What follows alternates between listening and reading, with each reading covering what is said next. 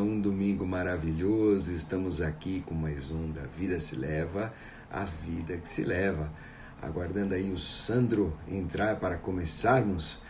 E vamos trabalhar hoje algo extraordinário, né? Tem uma série na Netflix aí que está muito legal, muita gente assistindo, muita gente comentando, muita gente perguntando.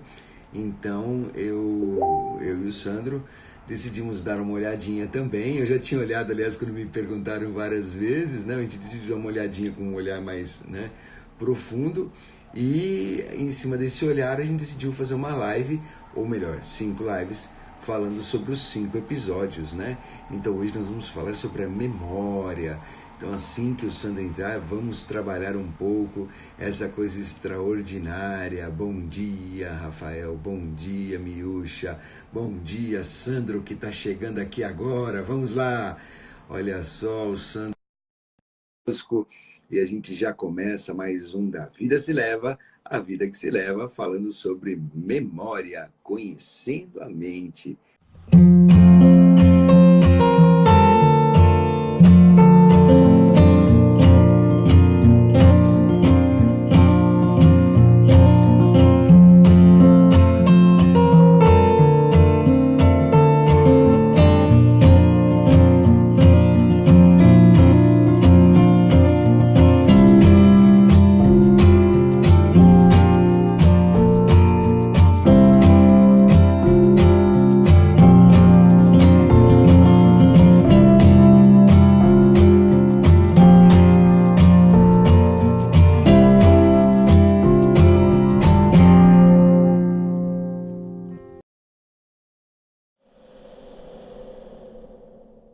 Como foi essa semana? Como foi essa semana maravilhosa?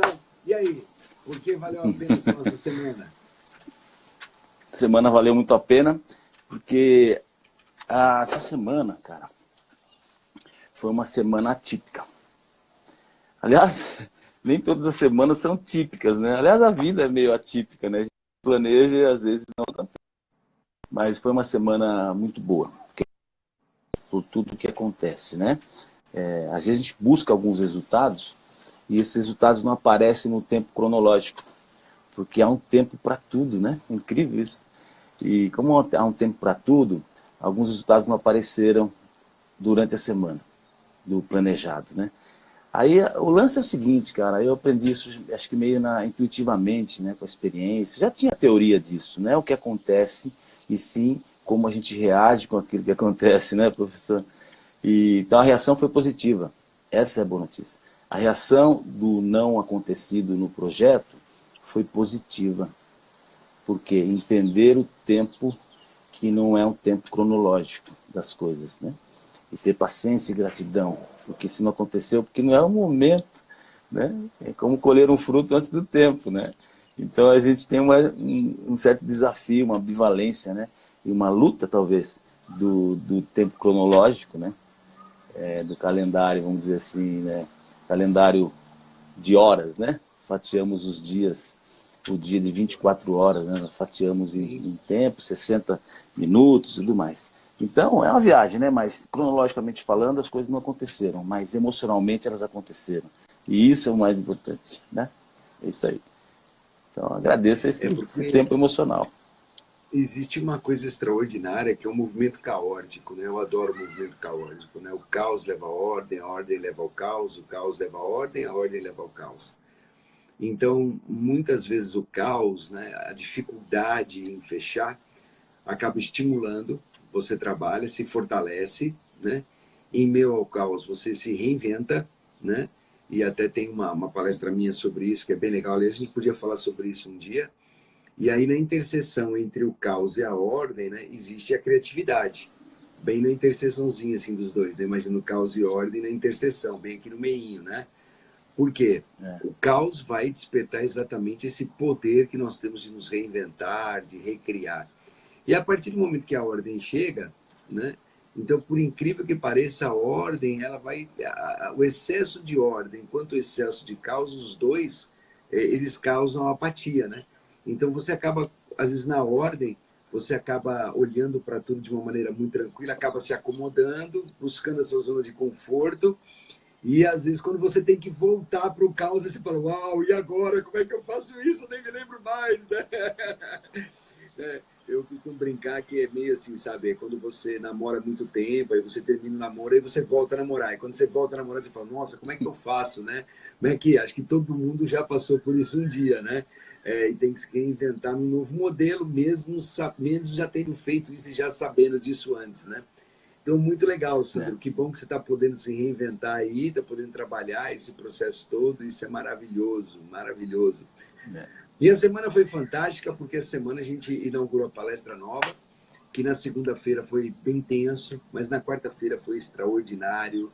Aí já com a palestra, né, trabalhada, ou seja, ela já não era mais uma construção, mas passou a ser já parte da minha história. E aí, com todo o feedback que eu já tive, ela tomou um corpo muito legal. Foi fantástico. E por falar em história, memória, né? E por falar em memória, hoje nosso tema é memória. Conhecendo, Memória. fantástico a série, né? Conhecendo a mente. Falar hoje sobre memória. Quer abrir, Sandrão? O que te tocou mais Vamos lá. nesse... Cara, incrível, Fradinho, que me tocou mais. Achei uma chamada incrível. Acho que eu não sei se lá veio de você essa ideia ou de alguém do grupo da neurociência.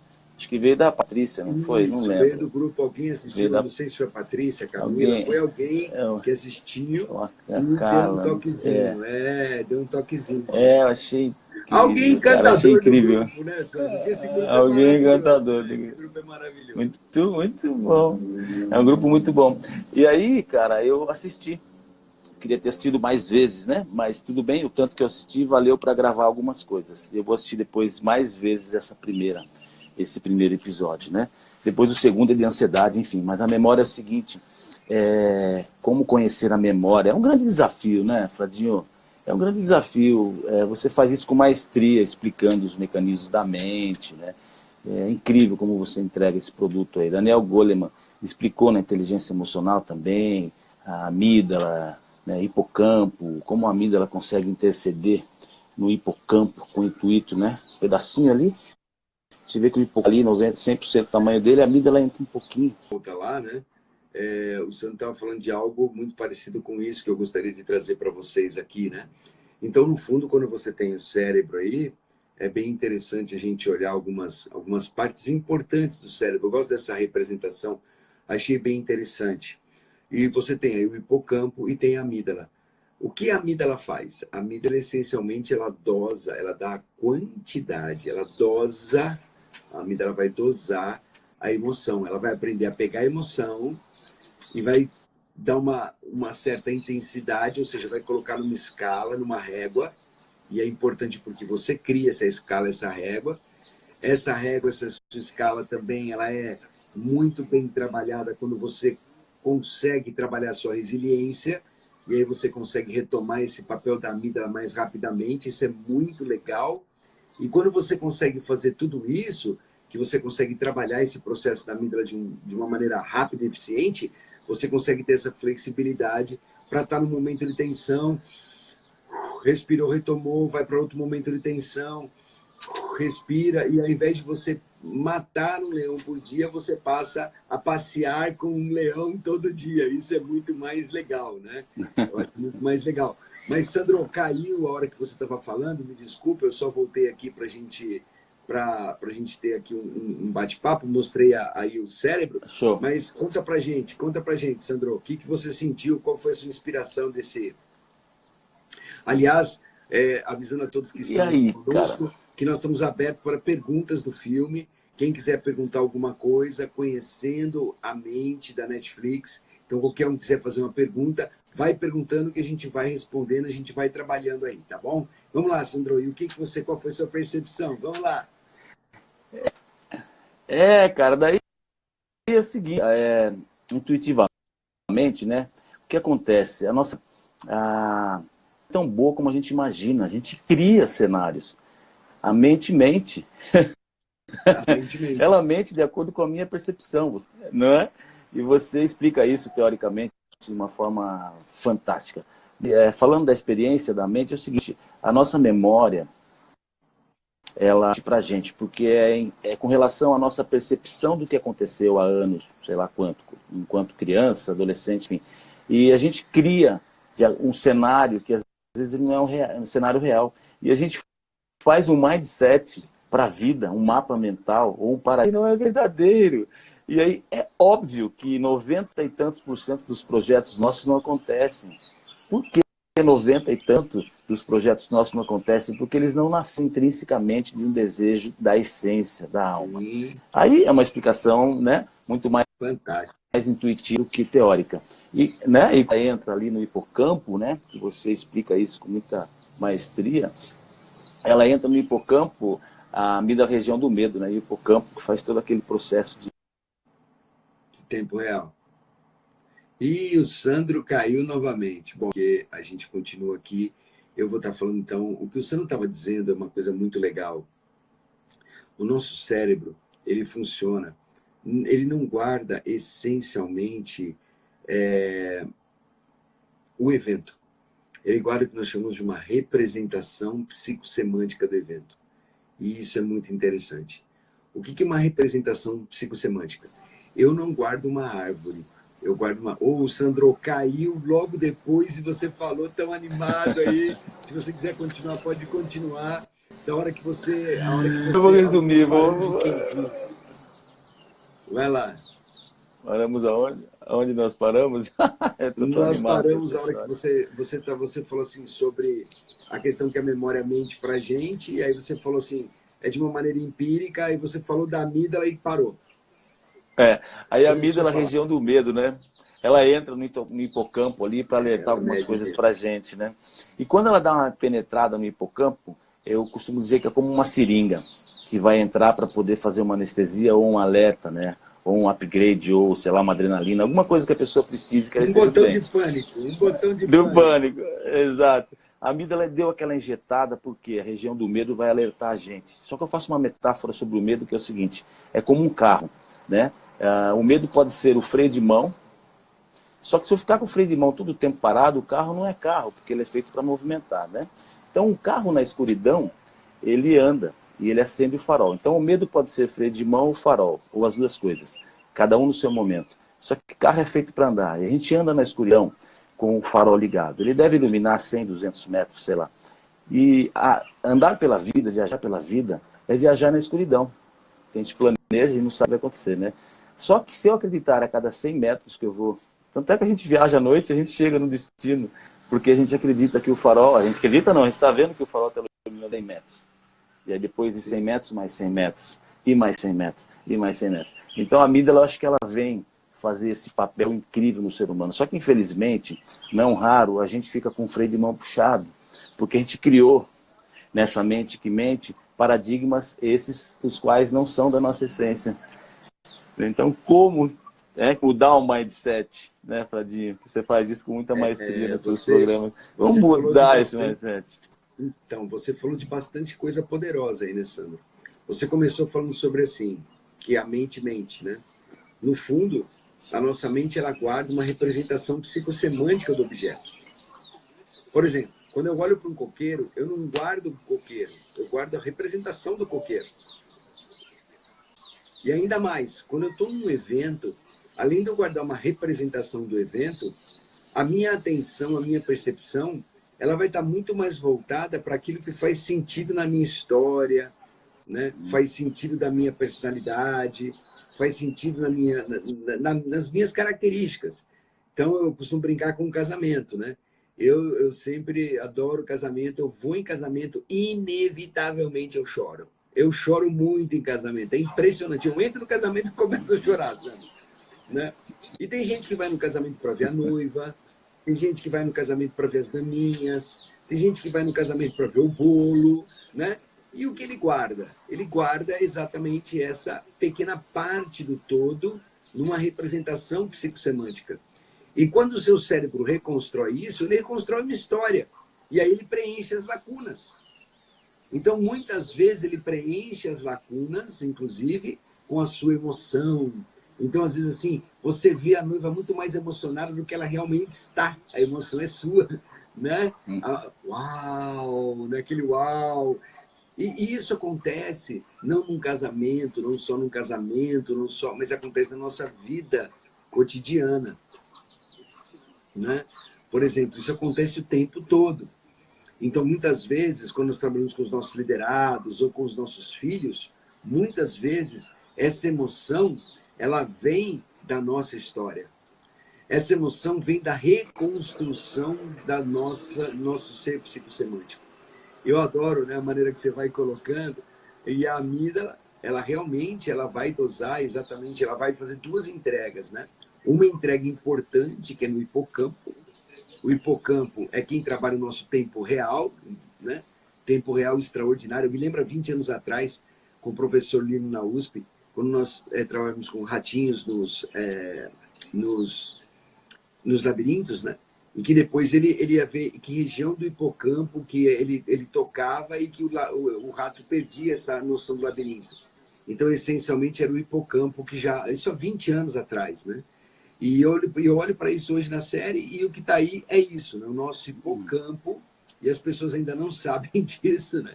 É que trabalha o tempo real. Ah, mas o que eu faço? Não, para você saber que existe uma entrega em tempo real, mas que é uma escala dosada e comparada com a tua experiência e entrega no lobo pré-frontal, que é onde você toma a decisão. Puxa o breque ou acendo a luz. Ou puxo o breque e acendo a luz. Porque 0 ou 1, 0 ou 1, ou entre 0 e 1, talvez diminuir a velocidade e acender a luz seja uma boa medida. Ao invés de parar, aumentar a quantidade de luz, né? Talvez seja uma boa medida. E parar talvez seja uma grande medida. Então, realmente, isso que você colocou é muito interessante, né, Sandra? Essa sua percepção, porque eu acredito que é uma percepção muito importante da memória. E aí a pessoa fala assim, mas eu tenho certeza. Do que você tem certeza? De algumas coisas eu posso ter certeza. Por exemplo, eu fui ao casamento, né? E daí para frente, algumas certezas podem ser o quê? Não uma mentira, mas ela pode ser, olha que interessante, não é uma mentira, mas é a maneira como o seu cérebro funciona. Que é diferente de você pegar conscientemente algo que não aconteceu e inserir nessa história. Isso é uma mentira, né? É um fato que, aliás, o teu amigo dizer que uma mentira é um fato que ainda não aconteceu, mas é um fato que não aconteceu. Então essa é a diferença. Mas muitas vezes a gente narra com essa intensidade extraordinária, que é essa intensidade que nós damos para esse processo. Então tudo nasce. E aí você falou de um elemento extraordinário, que é a amígdala, né? Há um bom tempo eu tenho estudado a amígdala começa o amadurecimento aí aos 12, 13, 14, 15 anos ela vai buscar um amadurecimento. Dos 15 anos, quando ela está começando a amadurecer, quando entra todo o seu processo comportamental, todo o seu vínculo comportamental, e aí é que entra a famosa adolescência, né? E aí tem tudo isso acontecendo junto, separar, junto e ao mesmo tempo, e é muito interessante, né? Mas tem uma coisa no filme também que me chamou muita atenção, Sandra, muita atenção. A maneira como nós podemos ampliar nossa capacidade de guardar nomes, por exemplo. E eu me lembro que, igualmente, há uns 20 anos atrás, uns 15 anos atrás, você chegou para mim e falou uma técnica que você usa nos seus cursos, que é exatamente o que está no filme. Quando eu vi o filme, foi inevitável. O Sandro aqui, colocando o Beto dentro da bota, né? E aí colocando o carro no elefante. E aí, olha, quanto mais bizarro que você imaginar. Conta um pouco disso, Sandro, que isso é fantástico. Como que nós podemos guardar melhor nomes? Porque é importantíssimo isso, né? É importantíssimo porque é incrível, né? Essa técnica se chama mnemotécnica, né? Eles usam lá como o labirinto do castelo, como é que é? O passeio do castelo, enfim. Ela vai andando pelo lugar que ela... No texto que ela escreve mnemotécnica também. Mas é legal, né? É legal você falar, porque está bem oculto no texto. Eles colocam lá só para não falar que não citou, né? Lá não deram a fonte. Mas, enfim. Aí ela faz esse passeio, né? Em lugares os quais ela já conhece. Ela sai do metrô, ela vê uma pessoa ali, escondida atrás da lata do lixo, se não me engano, e ela põe um número lá. E papapá.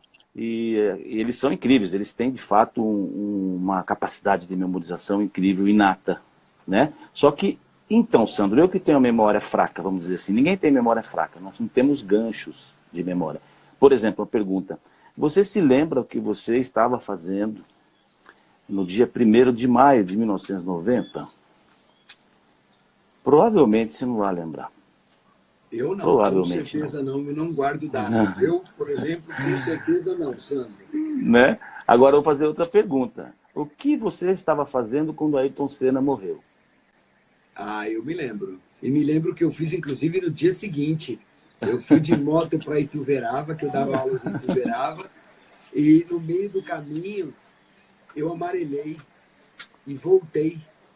E não fui de moto até Ituverava naquele dia por conta de que o Ayrton Senna havia morrido e eu estava com medo de continuar de moto. E voltei para casa. E tem uma história longa em torno disso. Você fez Não a é? pergunta Logo certa, então, hein? né? Logo então a sua memória não é fraca, ela, né? Faltou um gancho ali. Eu não sei se é 1990, não me lembro se foi em 1990 que ele morreu, vamos dizer que hipoteticamente fosse. Eu me lembro que eu estava na Marginal Tietê, né? Era o feriado, obviamente, 1º de maio, e o pneu da minha moto furou. Eu morava em São Paulo nessa época. E eu lá empurrando a moto, tal, tal. Depois eu estava indo, inclusive, para assistir a corrida, estava atrasado para assistir, enfim. Então nós precisamos de ganchos de memória, né? E a mnemotécnica é um treinamento que eu aprendi quando me formei como trainer pela Carnegie, né? E numa das sessões de treinamento a gente ensina como a pessoa tem 21 espaços mentais, uma agenda de 21 espaços. E eu já fiz palestra para 1.000, 2.000 pessoas, enfim. As pessoas elas vão mostrando para mim objetos e vão pedindo para eu guardar de 1 a 21. Então guarde o sapato no número 1, guarde a não sei o que, elas vão mostrando para mim, o lápis, a apostila, e no número 10, no número 20, blá, blá, blá. E aí tudo fica, eu não sei, tem alguém anotando lá de costas, né, que eu não estou sabendo. E aí as pessoas depois vão perguntando para mim, o que, que tem no número 1? Aí eu respondo, sapato. O que, que tem no número 10? A agenda. O que, que tem tal? Nossa, Sandro, que memória incrível. Eu falo, pois é, a minha memória não é incrível. Eu instalei uma agenda mental. Então, o mais incrível nesse lance da memória é o seguinte, que se a gente tem um gancho, a gente tem uma memória boa. Se a gente tem uma técnica. Logo, então, ao contrário, se não se tem um gancho, não se tem a memória. Então, existem outras formas de memorização. Por exemplo, nomes, como você falou. O Alcorão, lá na Universidade do Cairo, Al-Azhar, eles pedem para que os alunos repitam o Alcorão diversas vezes. Imagina aquele livraço, né? Então, a repetição é uma das melhores, se não a melhor, maneira de memorização, né? Repetir algo constantemente, repetir. Como a gente falou na live passada, né? Ler um livro 10 vezes é melhor do que 10 livros uma vez, né? Então, essa repetição, minha filhinha agora, antes da live, ela falou assim, papai, eu estava pintando com ela uns desenhos, compra aquelas folhinhas e vai pintando as carinhas, né? Mônica, Cebolinha e tal. E a gente escolhendo os lápis da cor, o giz de cera, e eu falei, ó, filha, esse é o cor de pele, não é? Ela é, tá bom. E aí ela falou, e se eu pegar esse, vermelho? Eu falei, pode ser também, porque às vezes a gente pode estar com o rosto vermelho. Então eu vou deixando o mindset dela abrir, né? Pra gente não ficar engessando e enquadrando. Enfim, para resumir é o seguinte, ela pintou uma vez, ficou tudo fora assim, papai, eu não consigo, e jogou o giz de cera. Falei, filha, vou te falar uma coisa, que tal você pintar 10 vezes? 10, papai, eu sei contar até 10. Falei, então pinte 10. Ela tá lá pintando, não sei o que vai dar.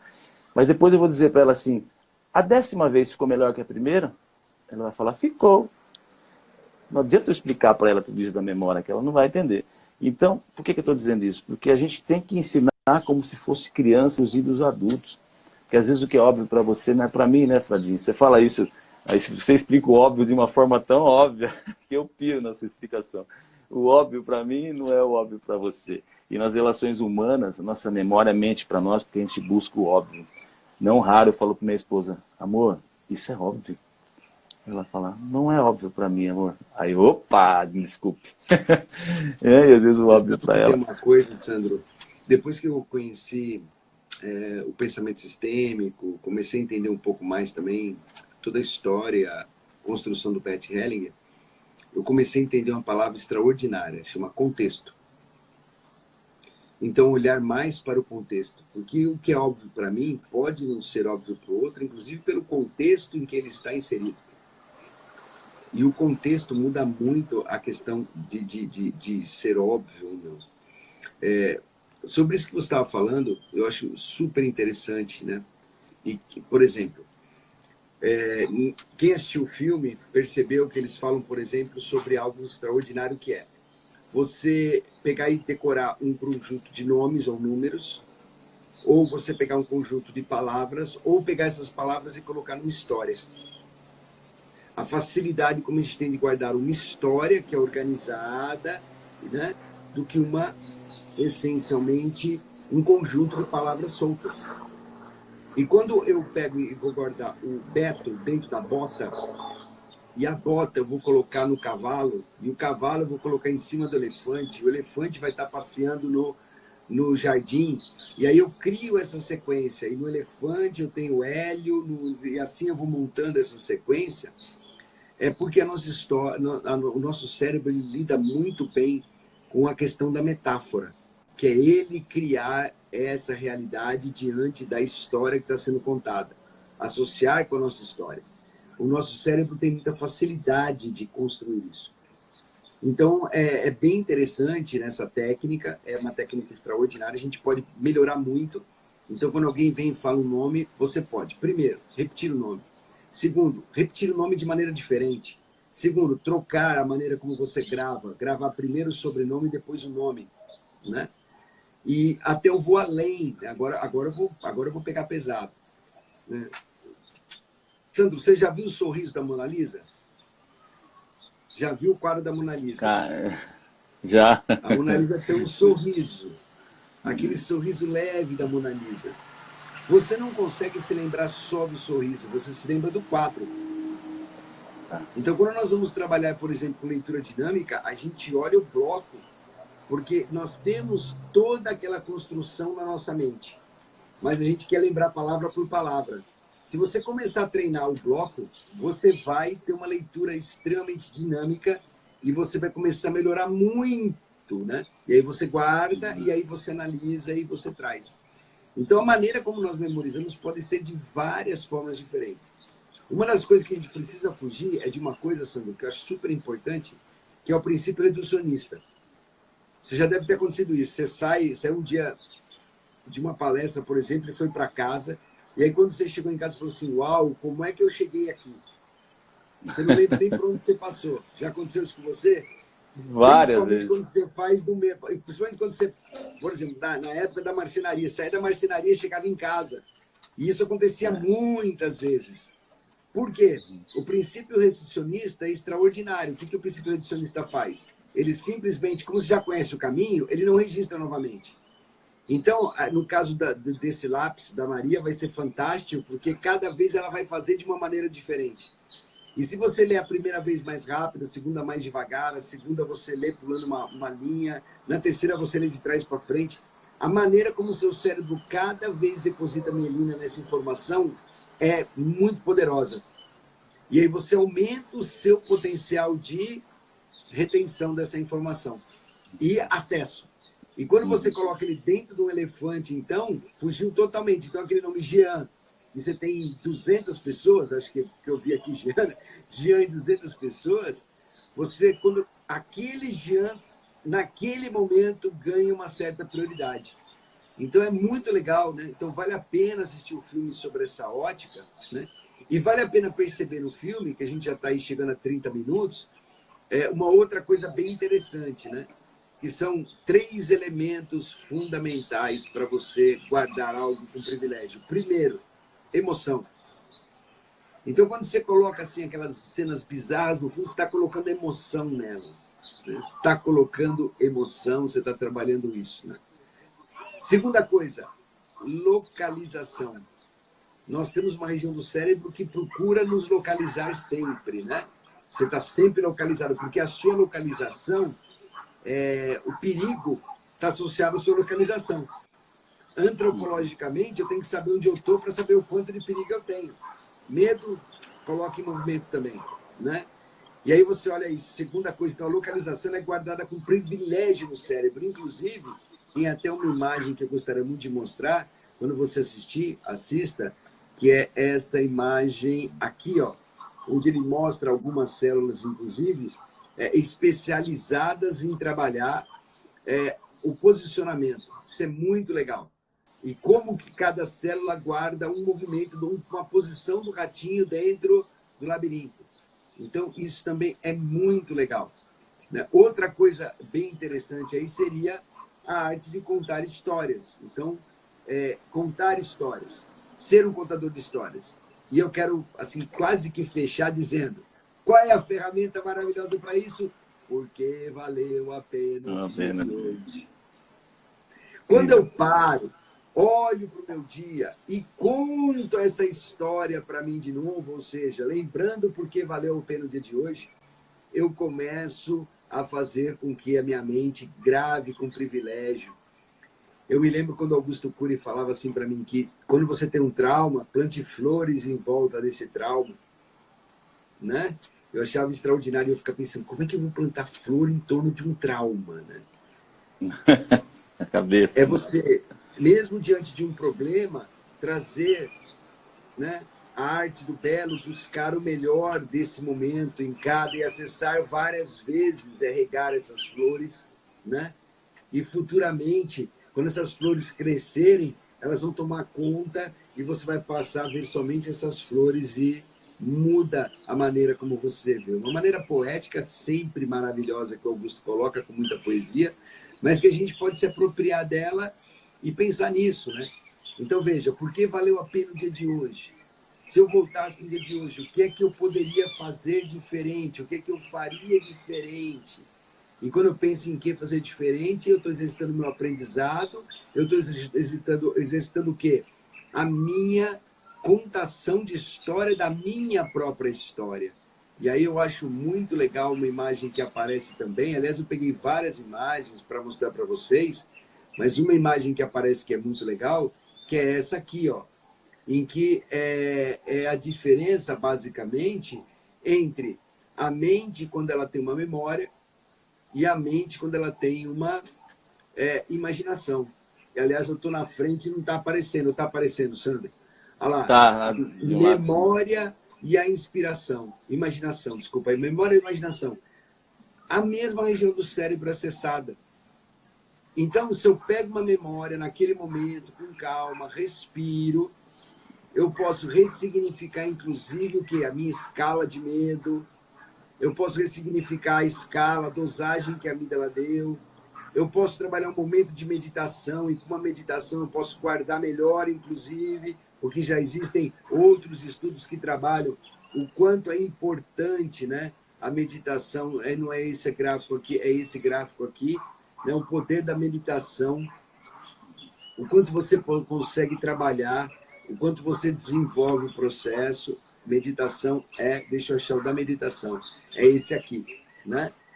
Então, quer dizer, aquele momento que foi um momento difícil, eu posso parar também e olhar por que valeu a pena o dia de hoje. Porque naquele momento eu consegui trabalhar o meu eu. Respiro, olho para esse momento, agradeço, trago esse momento para o meu corpo. Toda transformação é física. Sinto isso, medito, respirando, baixo minha frequência, reorganizo isso e conto uma nova história. Olha que aprendizado maravilhoso. incrível. Além disso ficar na minha história, isso passa a ficar como um grande aprendizado na minha história. É um exercício tão maravilhoso que todas as pessoas poderiam fazer todos os dias. E eu insisto nele no Life Tech, no Física Quântica, e quando eu estou aqui também, porque valeu a pena o dia de hoje. Então, esse filme trouxe algumas coisas que eu acho extraordinárias para validar o que a gente tem falado. Né? O poder da sua história, o poder de se localizar, e se localizar com imaginação, como é que é? Aonde eu estou e aonde eu quero chegar. Olha que legal, né? A imaginação de onde eu quero chegar. Isso é extraordinário. E, obviamente, trabalhar a emoção. Porque a porta de entrada é a emoção, e a porta da entrada, a emoção, a dosagem da emoção está onde? Nós estamos falando desde o começo dessa live. Na amígdala. Porque ao mesmo tempo que ela dosa o medo, ela também dosa as outras emoções. E muitas vezes até no inverso do medo aparecem outras emoções, que são os sentimentos, quando nós adquirimos a nossa personalidade, construímos a nossa personalidade de maneira mais complexa. O nosso lobo frontal trabalha nessa intensidade. Pô, Manão. Incrível. Poxa, que coisa maravilhosa, hein, Sandro? Incrível, fantástico. Ficaria aqui até amanhã ouvindo. Então, um desafio, Sandro. Por que valeu a pena essa live de hoje? Por que valeu a pena assistir esse filme? Sabe que valeu a pena o seguinte, esse filme valeu muito a pena assistir, porque ele explica, é um documentário, é muito bacana, dá exemplos do 11 de setembro e tudo mais, explica que a mente mente, né? E a gente cria de acordo com a nossa percepção, e a amígdala é responsável para injetar no hipocampo toda a emoção, como você falou agora e tal. Agora, por que valeu a pena é o seguinte, a Maria, minha filha, vai fazer 5 aninhos. E aí, todas as noites, o que ela pede para a mamãe e para o papai contarem para ela poder nanar? Conte uma história. E aí não é? Aí eu percebi que a gente contava a história e depois dizia assim, filha, agora vai lá, vamos escovar os dentes, vamos fazer isso, fazer aquilo. Eu falei, amor, tá errado.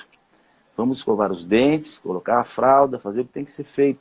E deixa ela dormir com a história. E aí então ela vai criar, a partir da percepção dela, aquela historinha. Independente de como eu conte, não é verdade? Eu vou contar com toda a percepção que eu tenho. E ela vai receber com a percepção que ela tenha, né?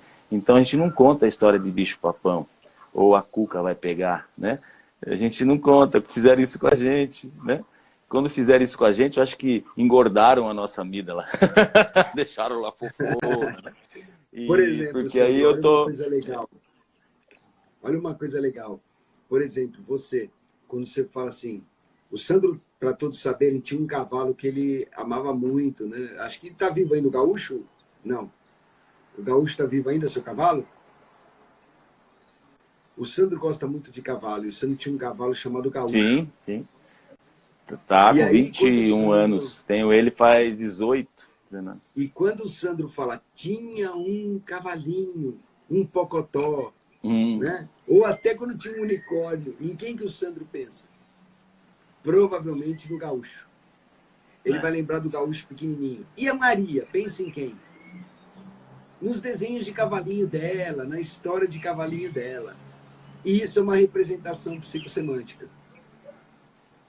Você reduz aquilo que você pensa e muitas vezes compara com aquilo que você já tem. Se você não tem, você cria, né? E guarda de uma representação. Muito legal. E quem escreveu aquela história talvez estivesse pensando em outro cavalo, é isso ou não? Muito legal. Mas e aí, você conta a história para Maria e fechando a história para Maria e a Maria absorve. Desculpa. Ela absorve, né? Tranquilo, não. Foi ótimo sua intervenção, achei fantástica. Contextualizar. E aí, cara, para finalizar, né? Eu quero que ela durma com a percepção dela da melhor história que eu possa contar. E não assim, a cuca vai pegar, ou o bicho-papão tá no telhado, né? Fizeram isso com a gente, eu não quero repetir história. Eu quero que ela crie uma nova história.